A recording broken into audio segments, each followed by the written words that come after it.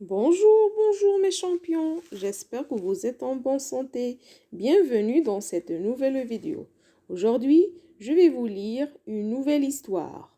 Notre histoire s'appelle Le bon docteur Hoplala. Le bon docteur Hoplala. Alors suivez avec moi les enfants, écoutez-moi bien. Je commence la lecture.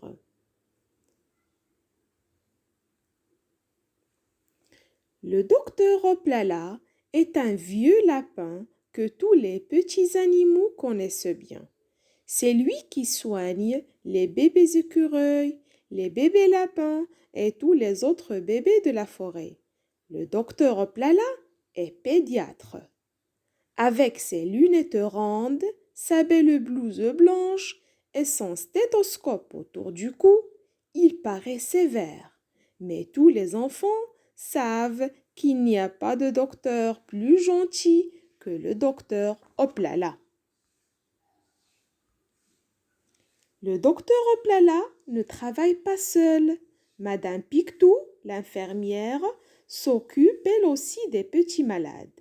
C'est elle qui les pèse sur un pèse-personne, qui leur prend leur température avec son grand thermomètre et leur fait des piqûres au besoin.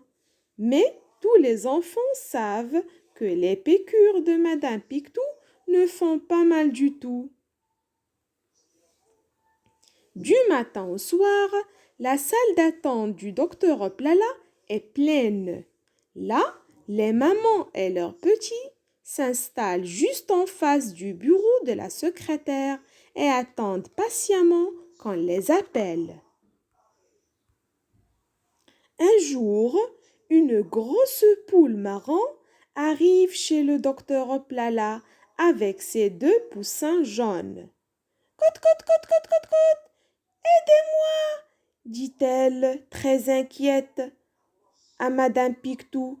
Mon petit Pépitou et ma petite Pépita sont très malades. Cote, cote, cote, cote, cote. Ils toussent sans arrêt. Ils tremblent de fièvre.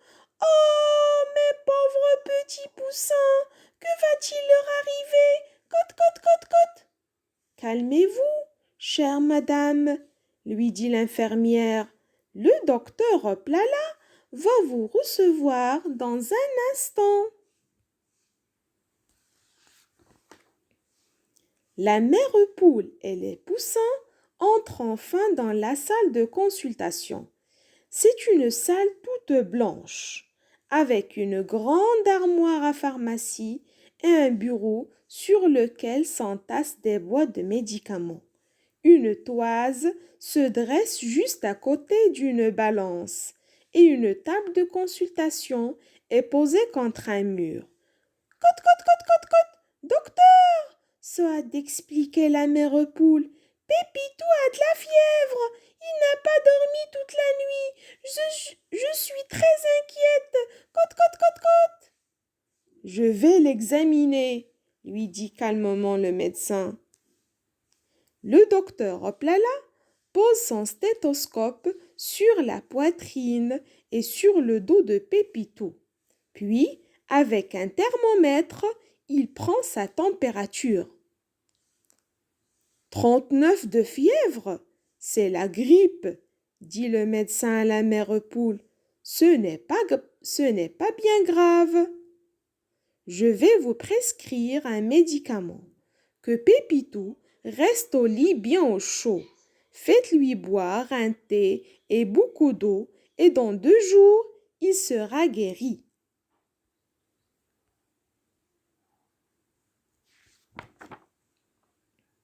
À ton tour, dit le médecin à Pépita. Docteur, cote, cote, cote, cote, explique la mère poule. Cette petite tousse beaucoup. Elle a très mal à la gorge. Cote, cote, cote, cote.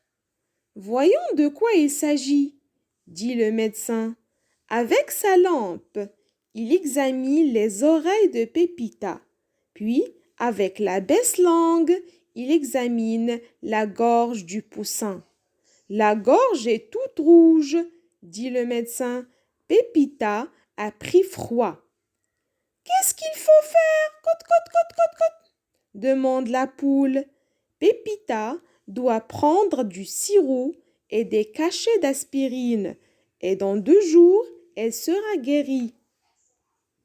Alors à bientôt les enfants avec la deuxième partie de l'histoire. J'espère que vous avez bien aimé et que vous avez bien écouté la première partie. Au revoir et à demain, Inch'Allah.